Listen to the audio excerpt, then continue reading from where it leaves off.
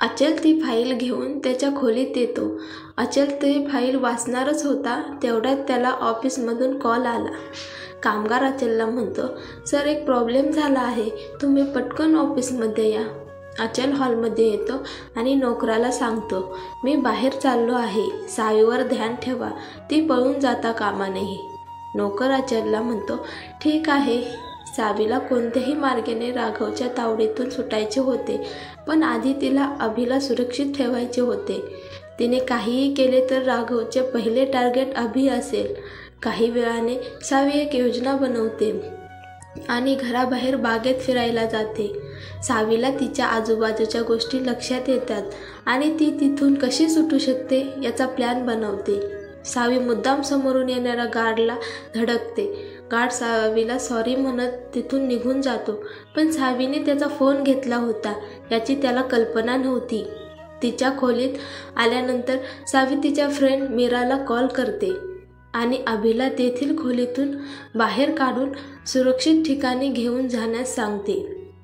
मीरा कशी तरी अभिला तिथून बाहेर काढेल याचं समाधान सावीला वाटत असताना तिनेही सगळ्यांची नजर चुकून पळ काढला. अचलचं घर हे शहराच्या खूप दूर होतं. दूरवर एकही घर दिसत नव्हते. अचलच्या घराजवळ जंगल होतं. या दिशेने धाव घेतली असती तर ती पहारेकरांच्या सहज लक्षात आली असती, म्हणून सावी जंगलाच्या दिशेने धावली. पण आता ती जंगलात हरवली होती. अचल अजून ऑफिसमध्ये बसून काहीतरी विचार करतच होता की त्याचा फोन वाजला. घरच्या लँडलाईन नंबरवरून फोन येत होता. अचल फोन उचलतो. समोरच्या व्यक्तीचे म्हणणे ऐकून अचलच्या चेहऱ्यावर काळजीचे भाव उमटले. तो पटकन त्याच्या कारच्या चाव्या उचलतो आणि ऑफिसमधून बाहेर पडतो. जेव्हा अचल घरी पोहोचतो तेव्हा त्याला दिसले की सर्व नोकर एका रांगेत डोके खाली करून त्याच्या शिक्षेची वाट पाहत आहेत. अचल त्या सर्वांकडे पाहतो आणि विचारतो, काय झालंय? मला पूर्ण गोष्ट सांगा. गार्ड घाबरत म्हणाला, साहेब मला कसे सांगू कळेना. अचल रागाने म्हणतो, मला लवकर सांग. गार्ड एका दमात म्हणतो, सर त्या मॅडम इथून पळून गेले आहेत. अचल रागाने त्या सर्वांवर ओरडतो आणि म्हणतो, तुम्ही सर्व झोपले होते का ती पळून जायला? शेजारी उभे असलेले सर्व लोक भीतीने थरथर कापत होते. अचलला त्यांच्यासोबत काय करावे हे कळत नव्हते. अचल पुन्हा रागाने म्हणतो, आता इथे उभे राहून माझ्याकडे काय पाहत आहात? जा आणि तिला शोधा. क्षणार्धात सगळे तिथून गायब होतात. सावी बाहेर अजिबात सुरक्षित नाही हे अचलला माहीत होतं. जर राघवला कळले तर तो सावीचे काय करेल हे मला माहीत नाही. अचलला सावीला लवकरात लवकर शोधायचे होते. संध्याकाळ झाली होती पण अजून सावीचा पत्ता नव्हता. अचल रागाने वेडा झाला होता.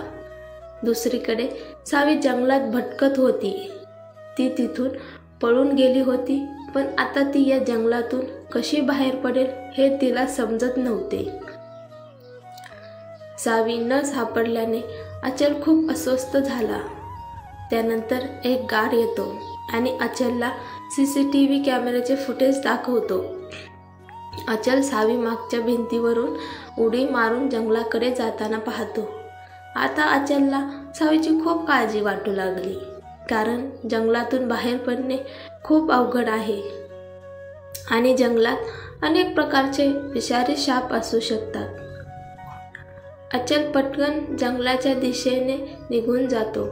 सगळे गार्डही अचलच्या मागे येतात, पण अचल त्यांच्यापेक्षा खूप पुढे होता. आता अंधार पडला होता आणि सावीला भीती वाटू लागली होती.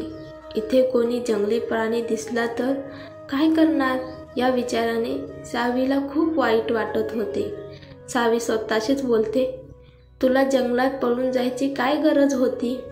आता इथले प्राणी तुझे जेवण बनवतील आणि खातील. सावी हातात काठी घेऊन भीतीने कुडकुडत पुढे जात होती. तेवढ्यात सावीला तिच्या मागून पानाचा आवाज येतो. सावी खूप घाबरते आणि मनात विचार करते, जर हा भयंकर जंगली प्राणी असेल तर मी काय करू? अरे देवा, तू मला कुठे अडकवलंस? सावी हातात धरलेली काठी हाताळते आणि तिचा आवाज बंद करून मागे वळते. सावी काठी मारायला लागते, पण नंतर तिला कळते की कोणीतरी आहे. सावी घाबरून डोळे उघडते आणि समोर अचलला पाहून आनंदी होते. सावी पटकन अचलला मिठी मारते आणि म्हणते, थँक्स गॉड तू आलास. अचलने सावीला मागे मिठी मारली नाही, पण त्याने तिला त्याच्यापासून दूर ढकलले नाही. सावीला सुखरूप पाहून अचललाही दिलासा मिळाला.